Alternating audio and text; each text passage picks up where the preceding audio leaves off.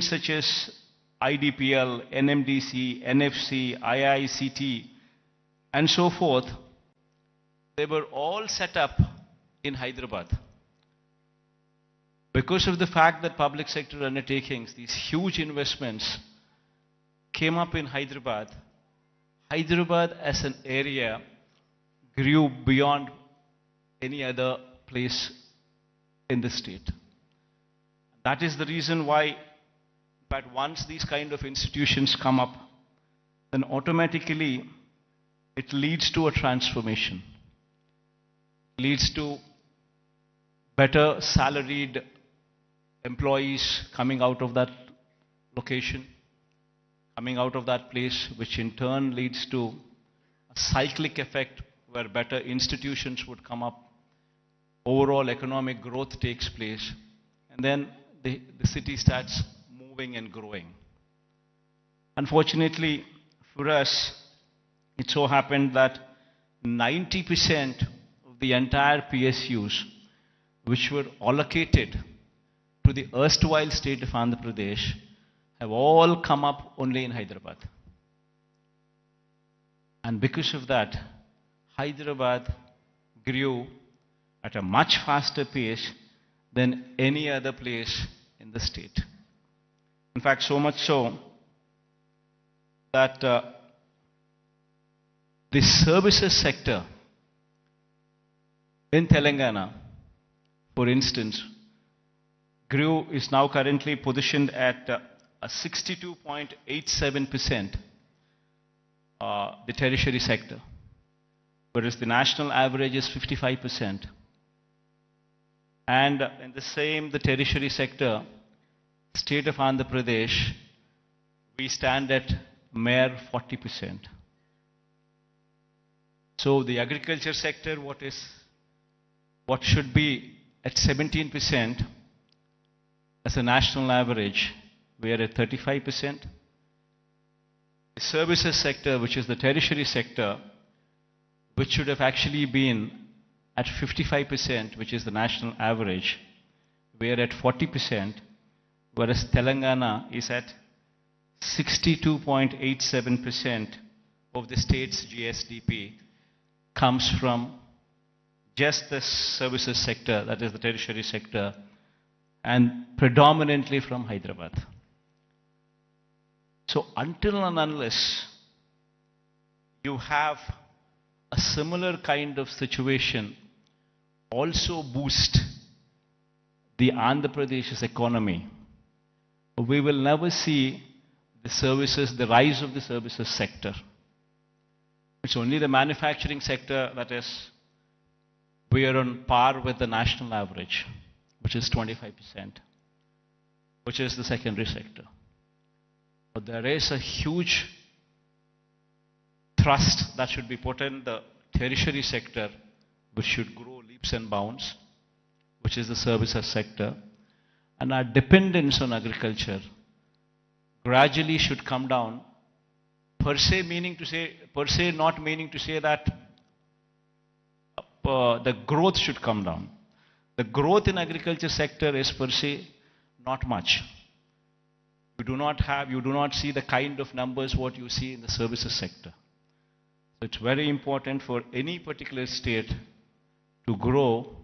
It's very important that the secondary sector, that is the services sector, that is the tertiary sector, should grow leaps and bounds. In fact, owing to this reason, the per capita income of Andhra Pradesh, if one were to compare with Telangana, is only 2,19,518. When compared to the figures of those in Telangana, you would see 3,12,398 for the year 2022-23. This is the per capita income. Predominantly it is coming from Hyderabad. The reason why I'm saying this is we would have to have a balanced growth. We would have to harness the strengths that we have.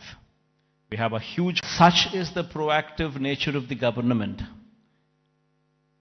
And such is the conducive business-friendly environment prevalent in the state, that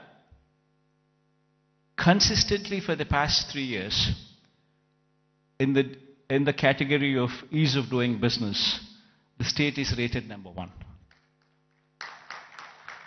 This is one major achievement that the state can boast about, trying to showcase that we per se are very friendly to environment, very friendly to industrialists. Now, having said that, it has attracted almost 13 lakh crores in the Global Investors Summit, which we concluded last year. 352 MOUs were signed, an employment potential of close to 6 lakhs.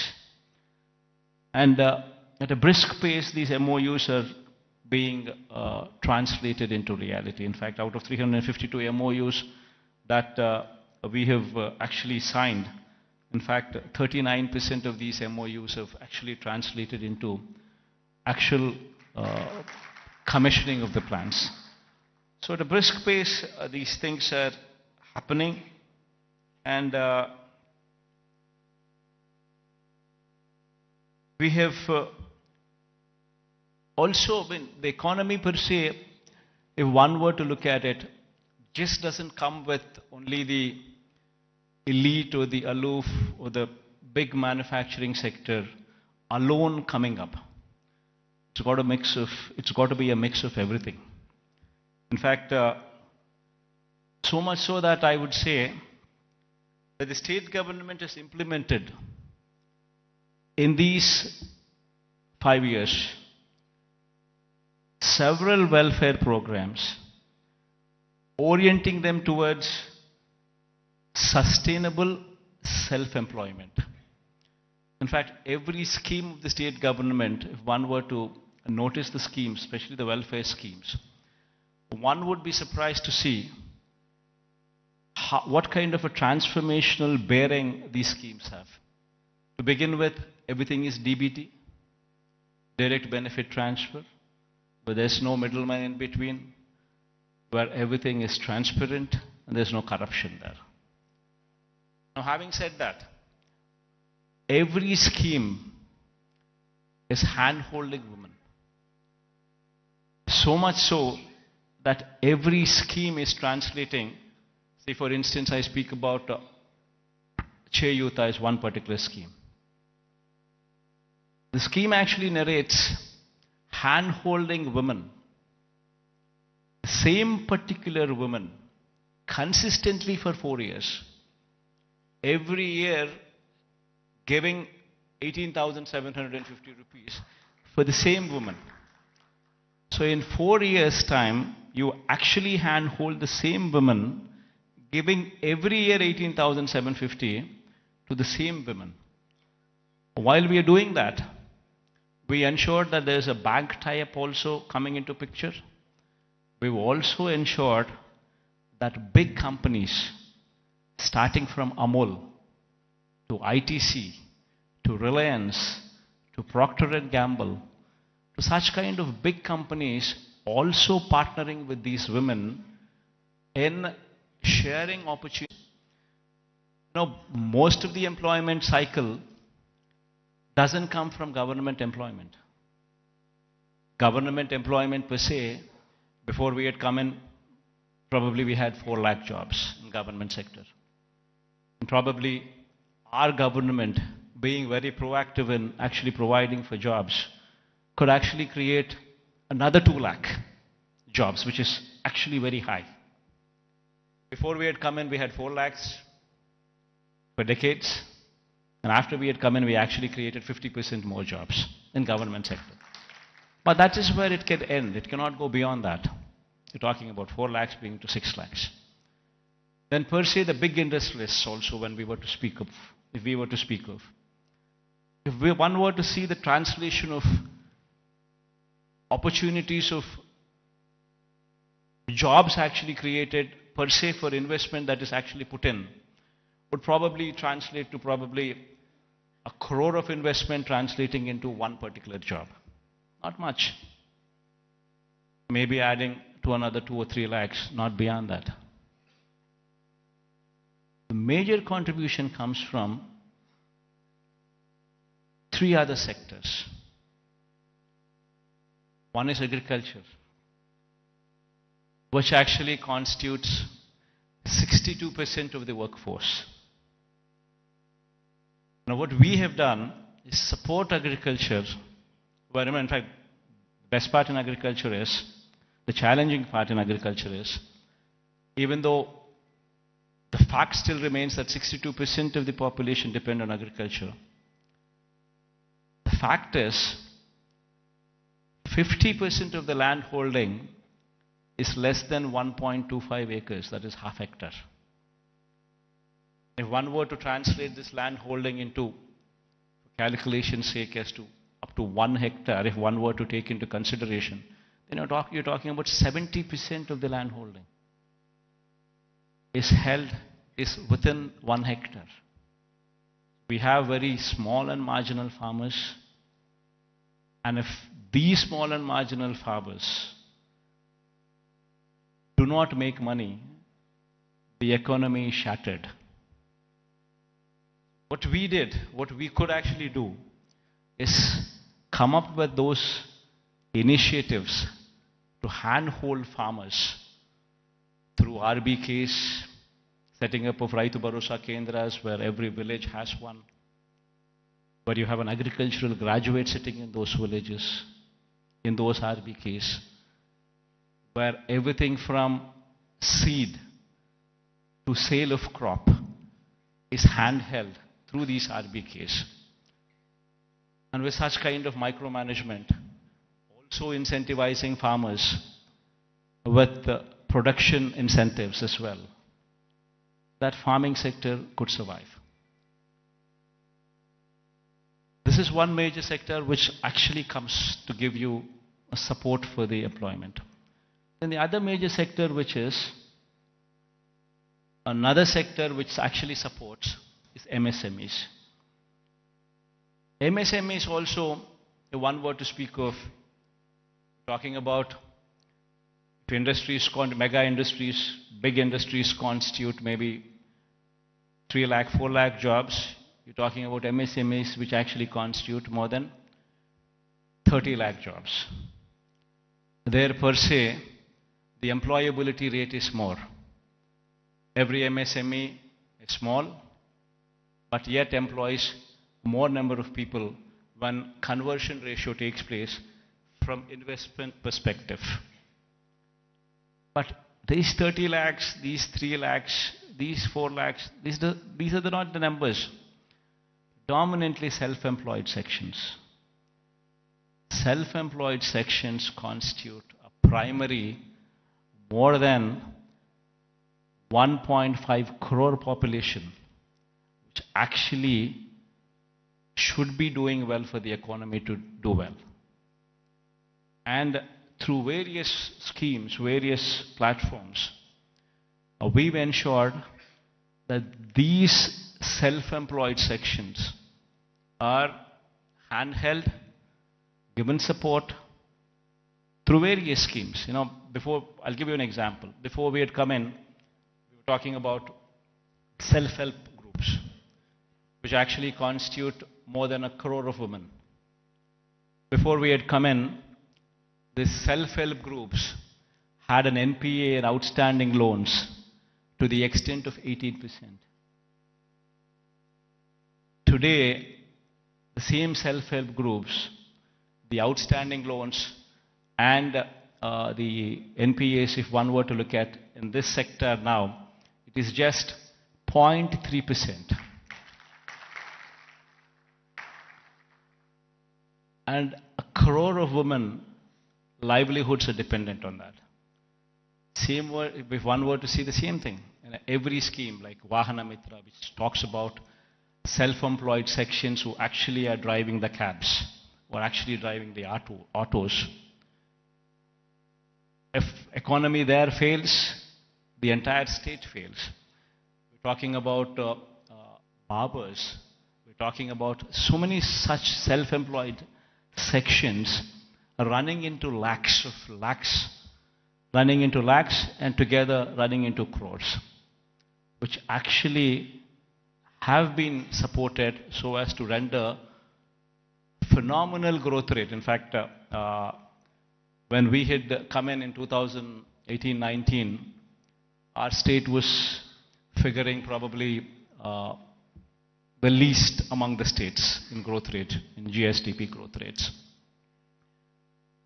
The last year numbers, if one were to say, we are figuring in top 5 states in the country. If GSDP growth rate were to be figured in.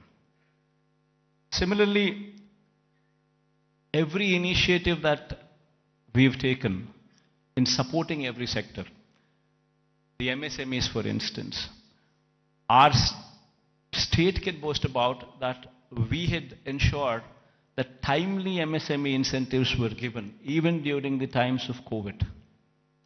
That actually protected the MSME sector, so much so that today the kind of growth that we have seen in MSE sectors was so unprecedented, never so happened in the state of Andhra Pradesh.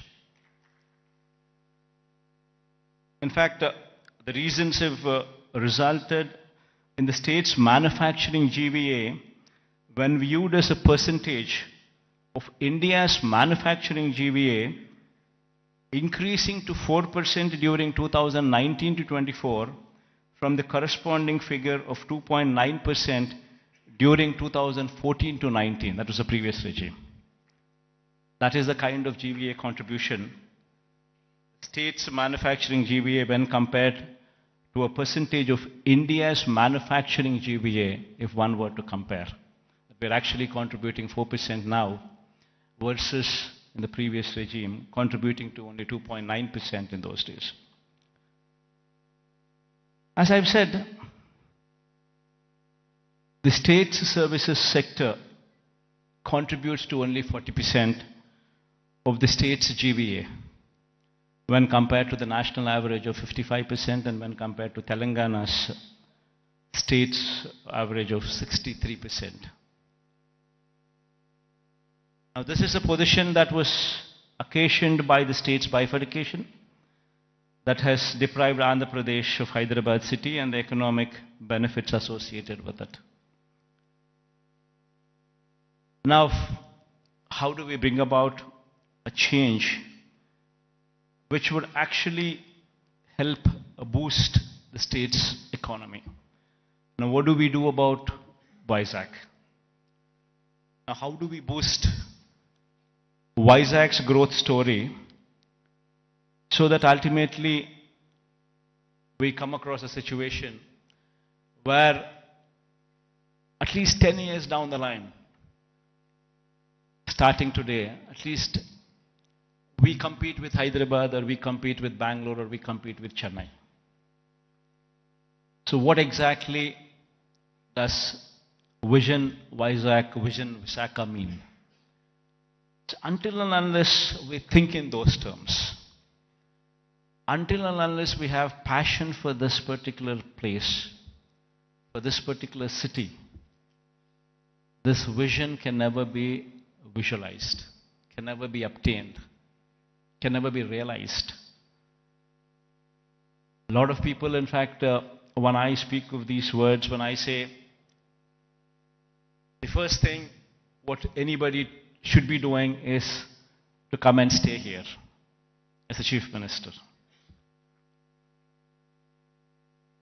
If I were to say this, unfortunately we have an opposition in the state, and we also have a lot of vested interests and also a negative media with vested interests who support the opposition. I think many of you also are aware of it, that they make such a hue and cry that, in fact, that we shifting over to Vizag, they try to make an issue out of it, saying that somebody is coming to Vizag because they want to grab the lands here, they want to do that, they want to do that, and these kind of stories shamelessly are written, shamelessly are projected. And all for what? So they don't want the chief minister to come here. They go to the court cases are filed. All for what? They don't want chief ministers to come here. Now why? Because if the chief minister comes here, this area will grow. Because there's ownership which is going to come for this area. There will be a christening of the city as executive capital.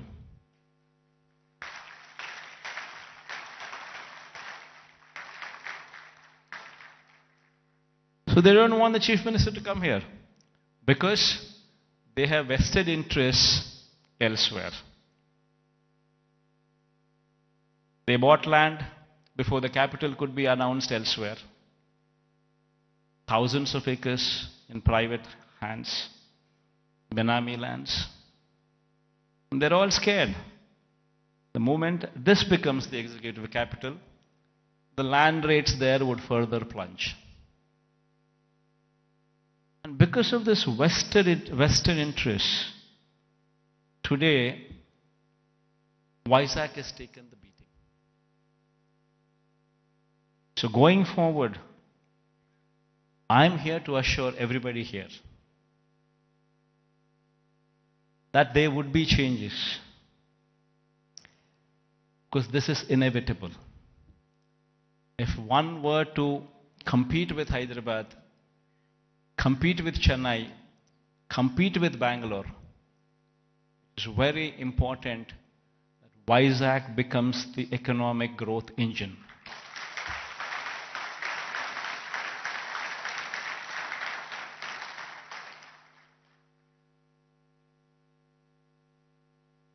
That is it. In fact, if I were to have any vested interest, probably I would be speaking about Kadapa.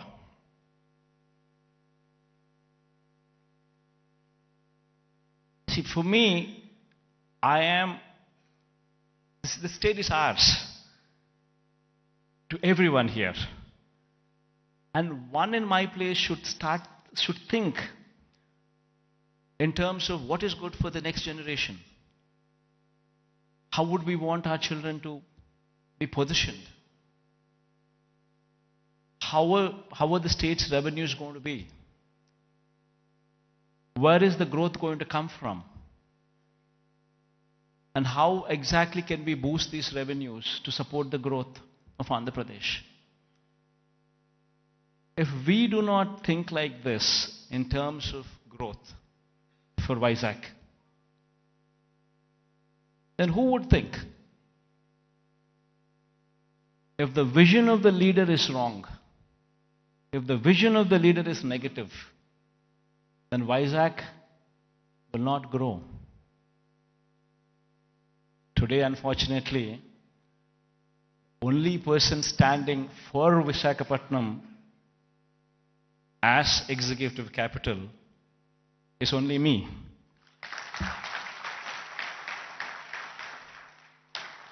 Unfortunately, this is the reality. Fighting against the entire opposition, fighting against vested interests of the media, everybody wanting that Visakhapatnam is not declared as executive capital. This is the reality. Everybody should keep this in mind, understand this reality. Now moving further, Vizag would have to develop. I'm assuring you, we have court cases going on, we have so many people trying to oppose everything. But I'm assuring you, post-election, my stay would be in Vizag.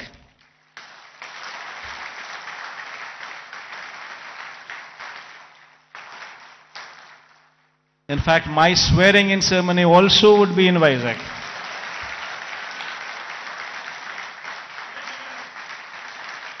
This is my commitment to Vizag.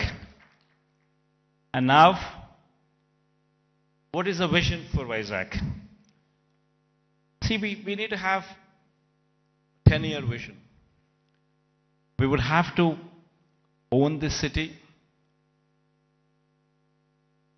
christen the city as executive capital, become part of the city, and have a 10-year vision.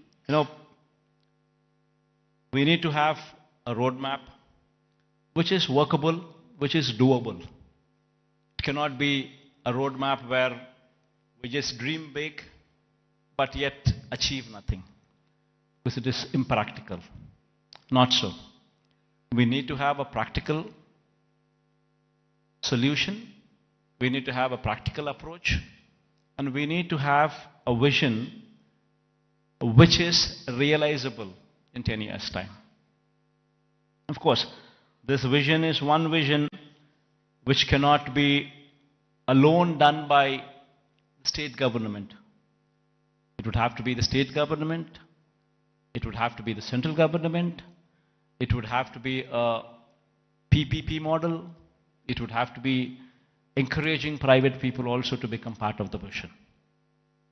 All these people become part of this vision, only then we can realize Vizag is the next competitor in a decade's time to Hyderabad, Bangalore or Chennai. In fact, why I was opposed to the idea, nothing there.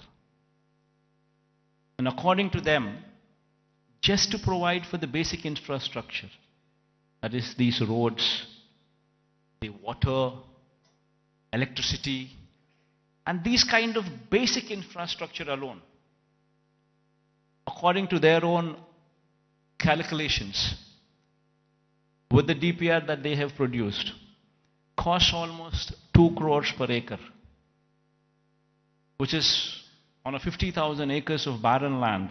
If one were to just lay these basic infrastructure requirements put in place, we're talking about 1 lakh investments, 1 lakh crores of money, which would have to be put in before any buildings could come up, or before we could talk about anything else other than the basic roads or the basic electricity or the basic water or the basic stuff.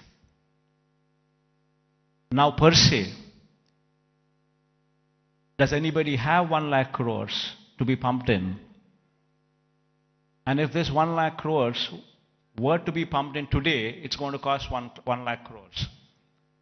But if this 1 lakh crores would be pumped in maybe in 20 years' time, presuming 5,000 crores of outlay every year, approximately, what one could actually probably afford. So there's nothing there. Then you're talking about 20 years. Then in 20 years' time, 1 lakh crore probably would become 7, 8 lakhs or 10 lakh crores.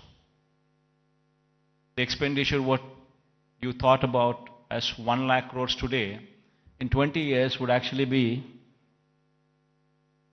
10 lakhs, 15 lakhs.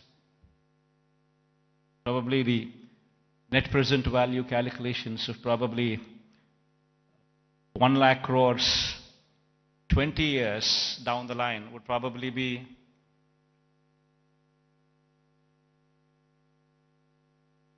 one were to calculate 1 lakh crores today, 20 years down, it would be 10 lakhs, 15 lakhs, 20 lakh crores. And which is going to be a dream chasing. You would never be anywhere. That is the reason why I say I'm nothing against it. It's only something that we can't do it. Whereas here in Vizag, we have a place which already has this basic infrastructure put in place. We already have roads. We already have good roads. We already have electricity, good electricity. We have good water connections. We have good everything. Basic infrastructure is already put in place. So all what we need to do is give in that finishing touches. Just give it a little bit of finishing touches, and it would transform into something much, much, much bigger. And what are those finishing touches that we need to give? an iconic secretariat. The moment we shift here and christen it as executive capital, you obviously would have the entire employees also come and station here, for which a secretariat building.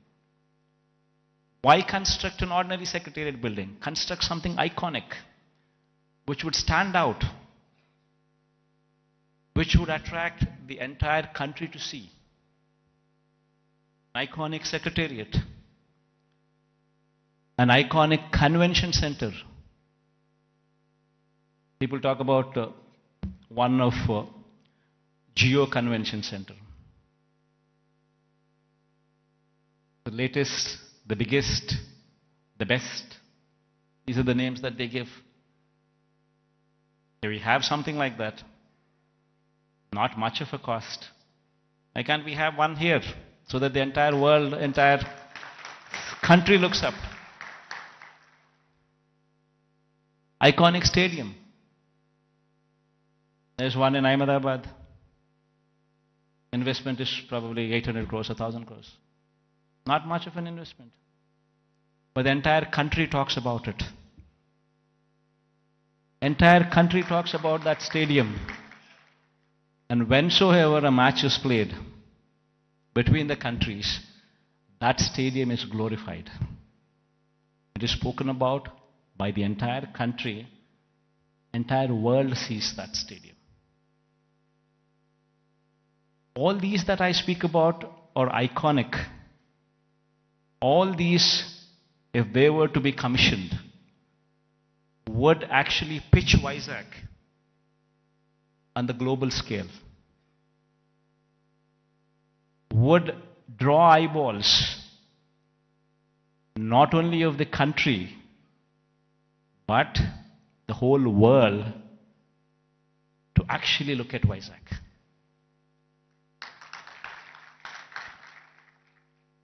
What we have envisioned for Vizag, iconic secretariat, iconic convention center, iconic stadium, Institute of Emerging Technologies. One beautiful institute wherein the talent for any emerging technologies is tutored here. If our students could be given that kind of skills, tutored here, this would be positioned as something else. We have the Bhogapuram International Airport coming up. At a very brisk pace, the work is happening. And within the next 15 months or 18 months, this project would actually see the light of the day. It's moving at a very brisk pace. Then connectivity to the Bhogapuram International Airport. A 6-lane beach corridor road with beautiful green lawns on either side of the roads. 6-lane road to Bhogapuram International Airport. They're talking about a metro rail. Our Vizag is probably the only metro, I guess, which does not have a metro rail.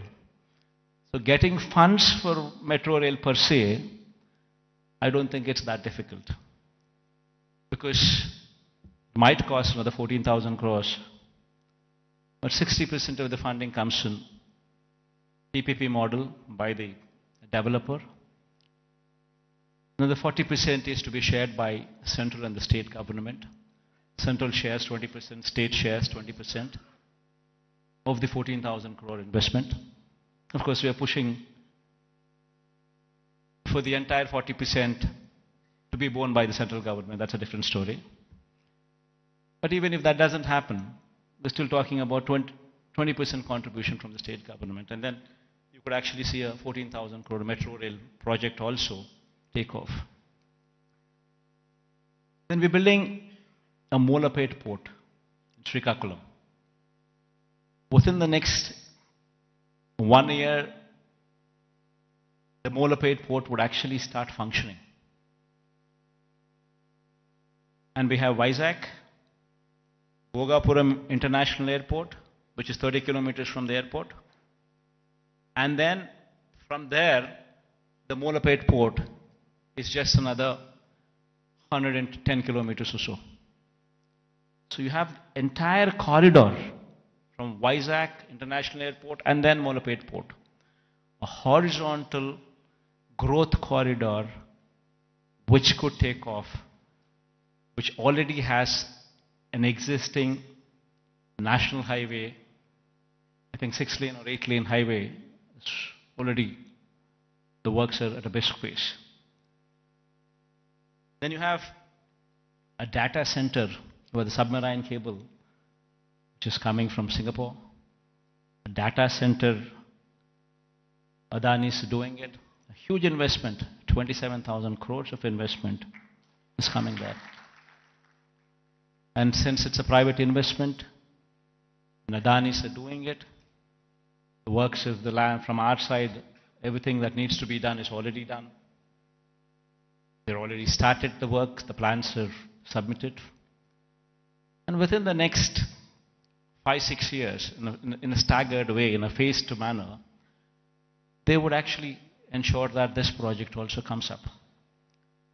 Then you have hospitality industry, which also needs to be looked into, which also needs to be given a little bit of boost, for which we have ensured that Oberoi and Mayfair groups have given certain bits of land for them to develop 5-star plus resorts here, as well in Vizag, where Vizag is short and it doesn't have resorts. It has some good hotels, but it doesn't have resorts. So this 5-star plus category resorts by Oberoi or Mayfair would actually bridge in that gap. The land has already been given to these private people, and they're already on the verge of starting the construction. And within the next 2 years or so, you would actually start them. You would actually see them commissioned. Then NTPC Green Hydrogen Project. This is also around about 30,000 crore investment of NTPC.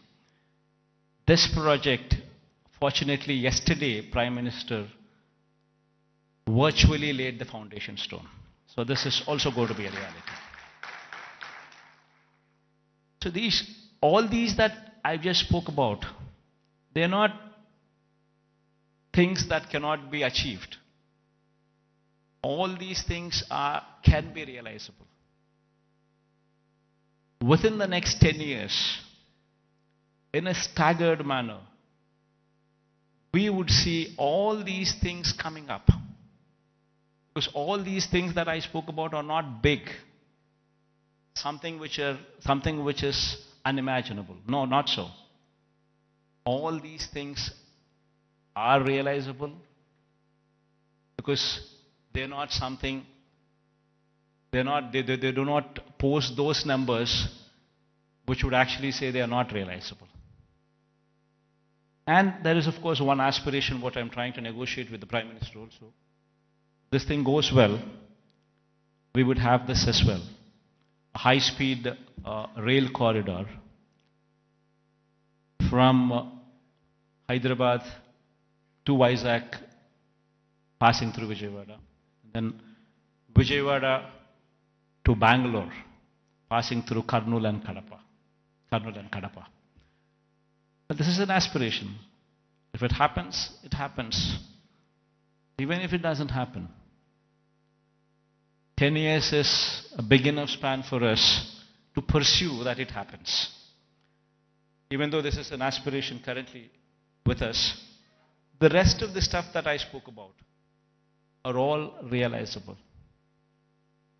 So with all these things coming up in Vizag, and the Chief Minister coming and stationed in Vizag, it would attract a lot of people to come and settle down in Vizag as well.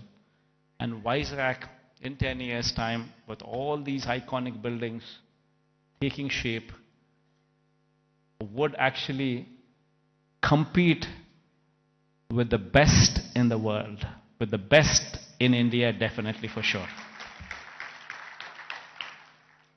In fact, my people have gone ahead and given a presentation to this effect. We can all watch, myself included. I'll also be sitting with you on the other side.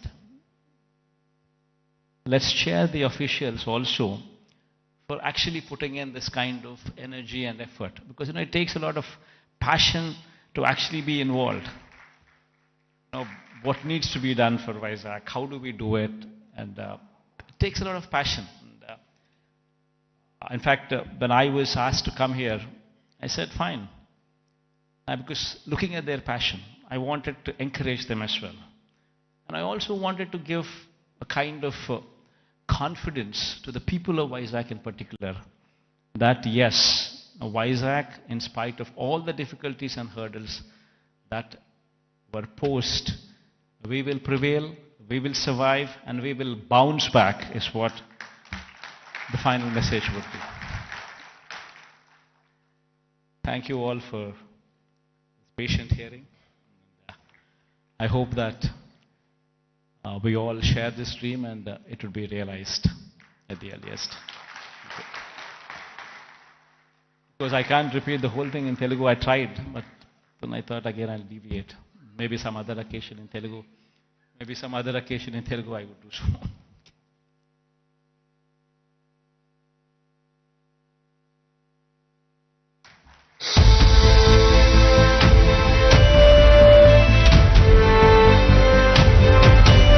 Thank you very much to the Honorable Chief Minister for that really confidence-inducing talk about his vision for Visakhapatnam and thereby the development of Andhra Pradesh. Truly, truly confidence-inducing. Very, very inspiring. Thank you very much, sir, for the confidence-inducing talk on your vision for Andhra Pradesh. And thank you for joining the audience. It's a privilege for all of us that you will be watching the AV with them. I would now like to call upon Sri Lakshmi Ma'am, Special Chief Secretary, Department of Municipal Administration and Urban Development, Government of Andhra Pradesh, to please come on to the dais and make the big announcement of the day and launch the AV.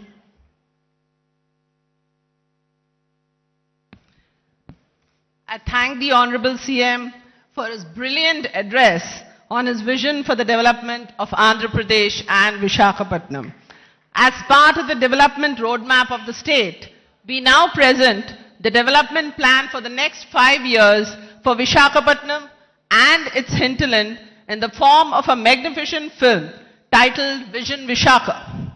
The film encapsulates the plans for the development of Visakhapatnam by the government by partnering with the private sector, by facilitating the private sector to grow, and also by taking up various schemes by the government.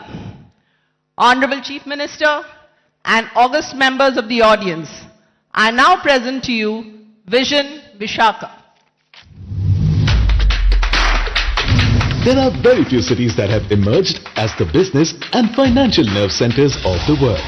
New York, London, Frankfurt, Dubai, Hong Kong and Singapore have established themselves as prominent global centers for commerce and finance. In India, Mumbai on the west coast has emerged as a major business and financial center. However, its rise has now been constrained by overpopulation, lack of ease in doing business, infra-congestion and limitations in real estate.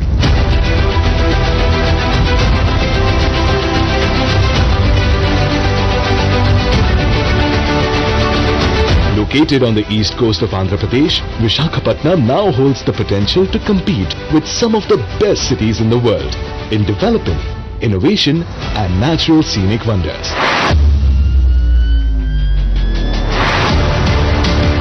Rightly assessing the potential of Visakhapatnam to become a global cosmopolitan city and the enormous opportunities for it, Andhra Pradesh Chief Minister Shri Y.S. Jagan Mohan Reddy has conceived the outstanding Vision Vishakha. Vision Vishakha aims to support Visakhapatnam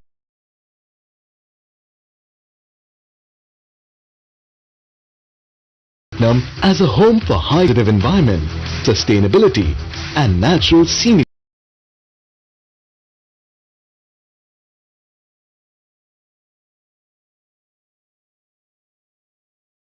environment, sustainability and natural scenic beauty to go on to become a leading financial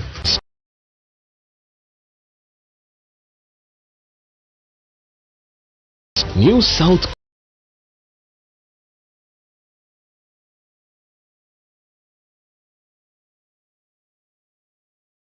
Coast Railway Zone and Freight Corridor from Sontiam to Simhachalam.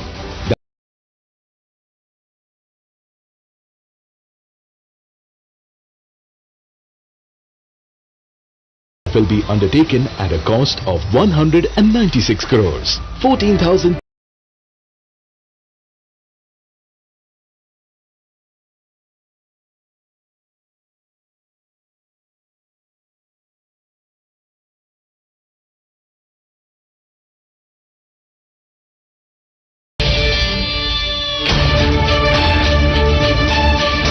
to develop Visakhapatnam